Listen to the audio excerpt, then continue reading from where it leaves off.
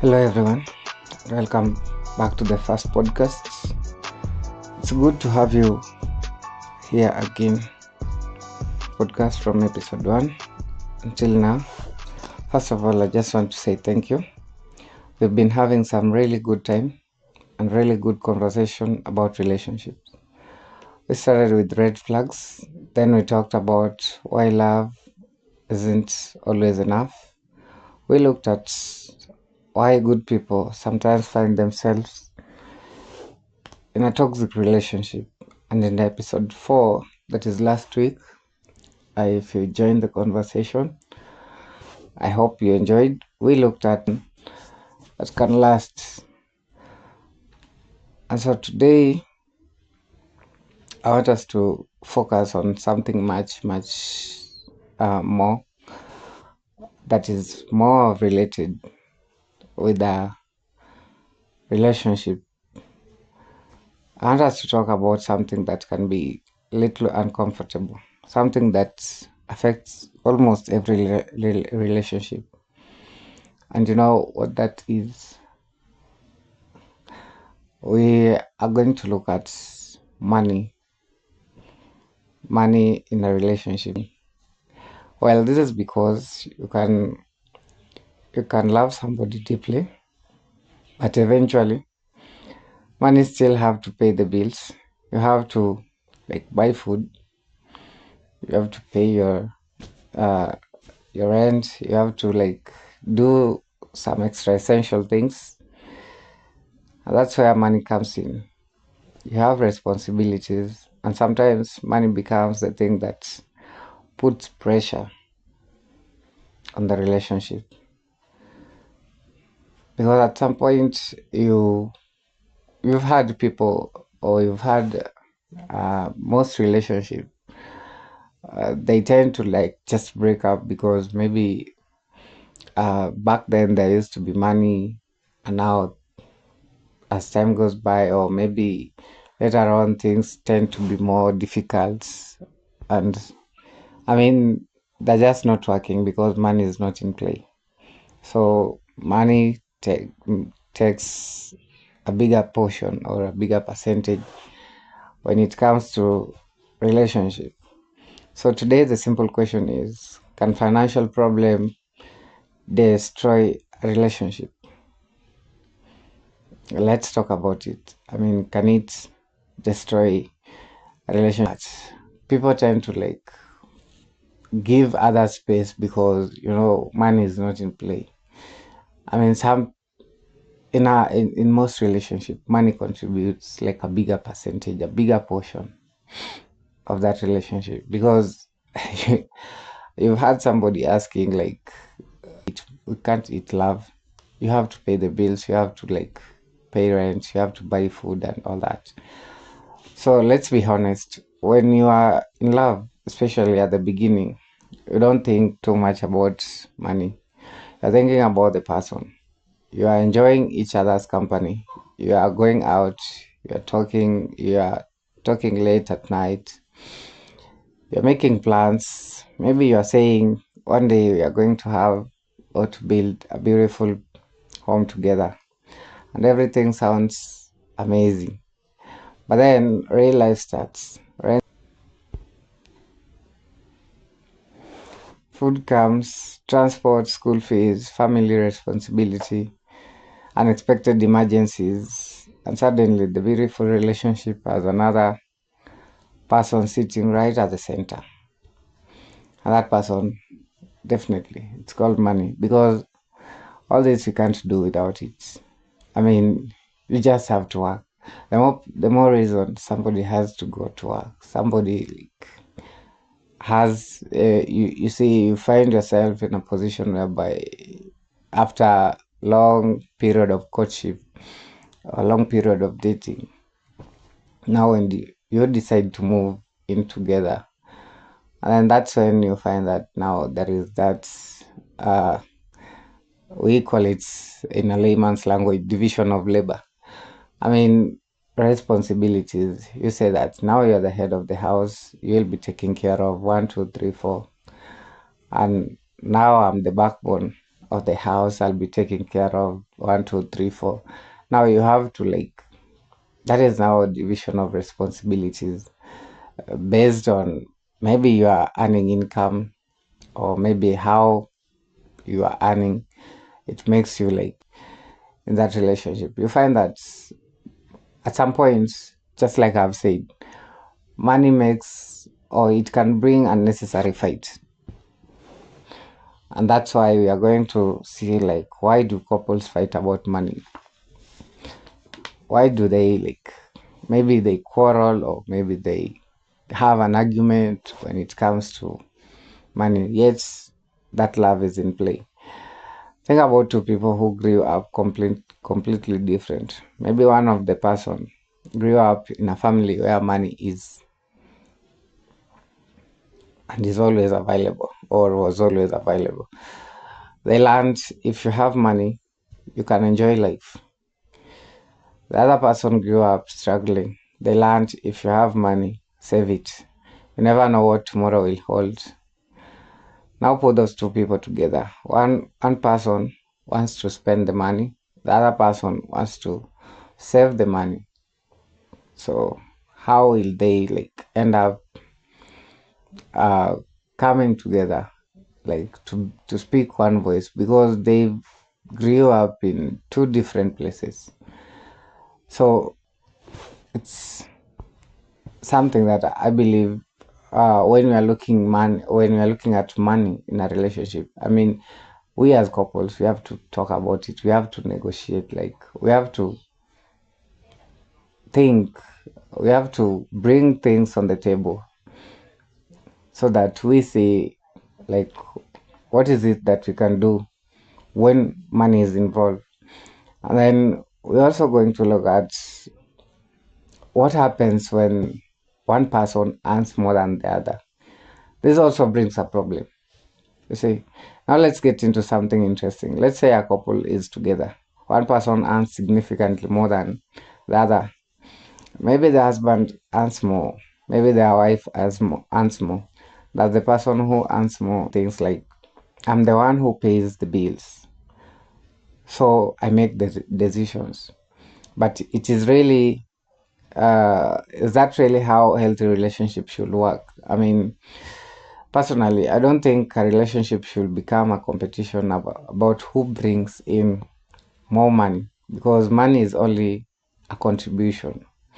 Maybe one person earns the money while the other is taking care of the home. Maybe they are raising children. Maybe they are supporting the other person's career.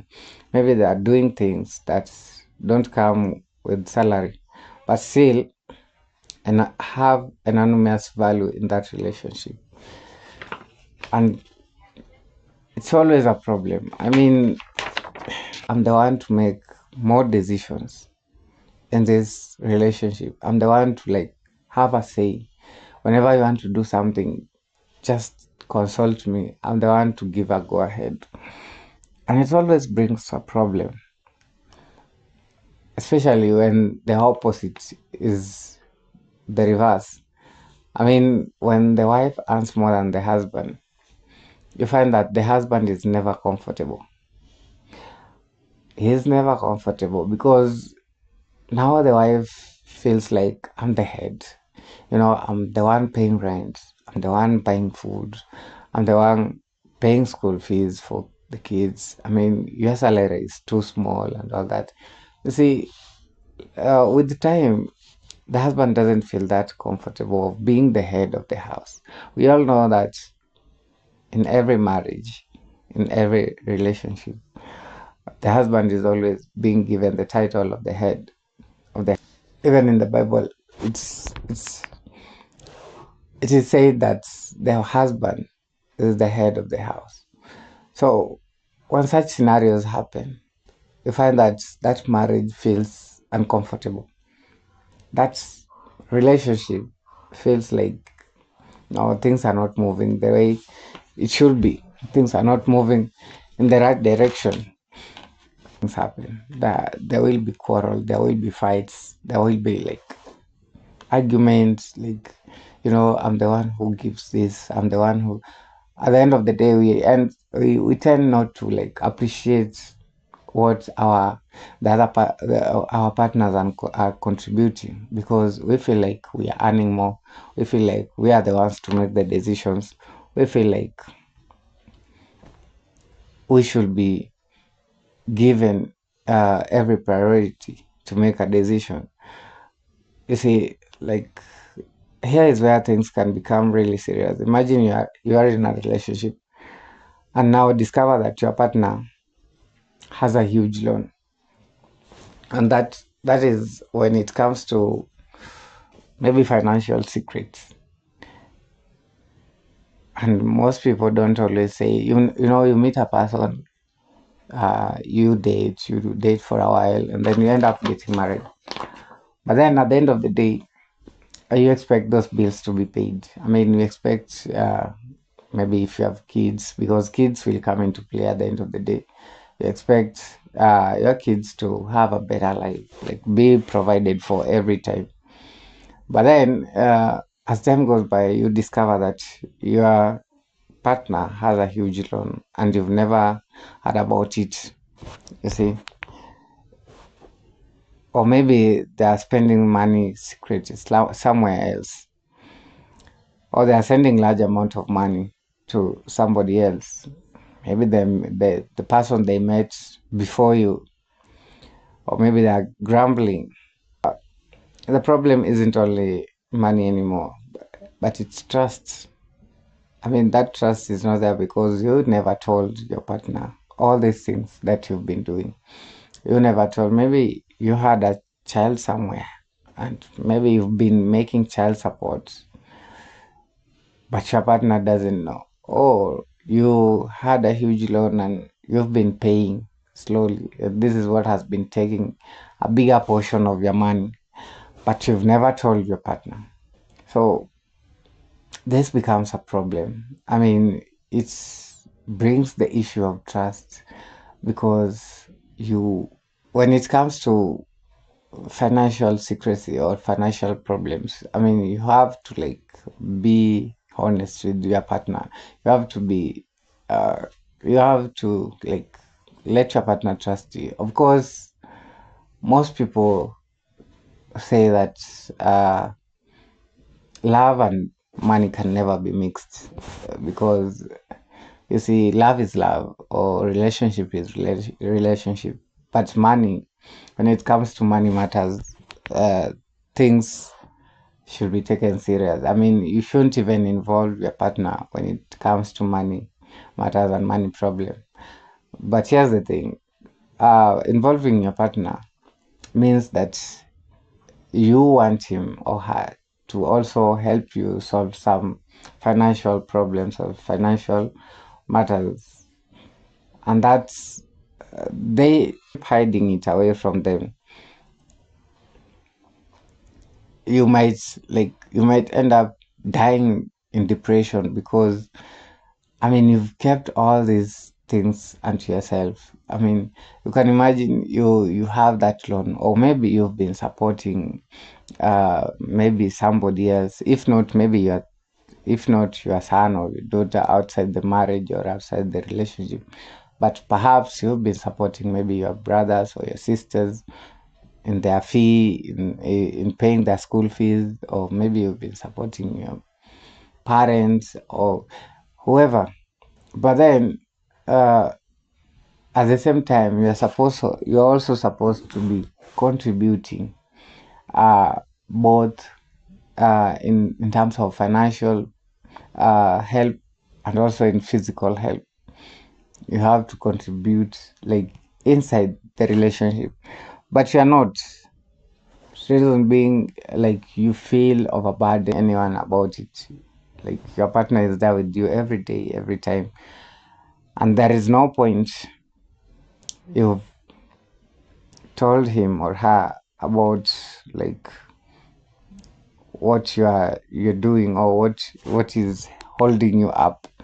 You see, I feel like people should always communicate. You should always be in a position whereby you bring that trust to your partner, you give that trust, make sure you ensure that your partner knows about uh, whatever you're going through when it's will be of help. We've just talked about like sharing your problems with your partner or making them trust you when it comes to money problems or money matters. Now here's another interesting question. Should couples have one bank account? Should they keep separate account or should they do both? Personally, I think there is no single answer that works for everybody. Every relationship is different. But whatever arrangement you choose, there needs to be transparency. You should know that you're building uh, a family together, house, or maybe starting a business, or planning for children, building an emergency fund, paying off debts. Because if you are together, you should at least know where you're going as a couple, as partners. You should always know where you're going. And that means you plan your thing together, you bring everything on the table, and you talk about it. Every problem, you make sure that it's solved based on how you talk about it. You don't have to manage money exactly the same way, but you need to be moving the same direction because money is important, but money should never become a measurement of someone's worth. Just because somebody earns less doesn't mean that they are less valuable. And just because somebody earns more doesn't make them more important. Your relationship should not become I pay the bills, so we are building this together. We are in this together. We are moving together. We are doing this together as couples, as partners. We are doing this together. I mean, we can do this. We can make it work. Sometimes one person carries more, sometimes the other person carries less. Life changes, jobs change, circumstances change. What matters is what you are both willing to support each other with, because this, I mean, when you bear in mind that things change, nothing is permanent, nothing is constant. I might earn more today. My partner is earning less, but now I'm kind of devaluing her or him. But then, as time goes by, uh, things change. The careers that we do, they also change. And so at some point, she will be the one now earning more than I am. And because I disrespected her, I devalued her at that point in time when I was earning more. What do you think she wants to be doing the same? She will definitely do the same. And that's when we, as maybe the men, will be feeling uncomfortable because now your wife is earning more than you. And by the time you're earning more than her, you you are not like seeing her value or her contribution in that relationship or in that marriage. You never respected her. I mean, you are always the one to make the decisions. And now, when things turned around, she's she's the one that will be doing what will be like doing the exact things that you're doing to her. You see, and that should never be the case. Trust me. We should always. The more reason we say that you should always bring uh, things together. When you're talking about the financial problem, always bring them on the table. Talk about them, discuss them.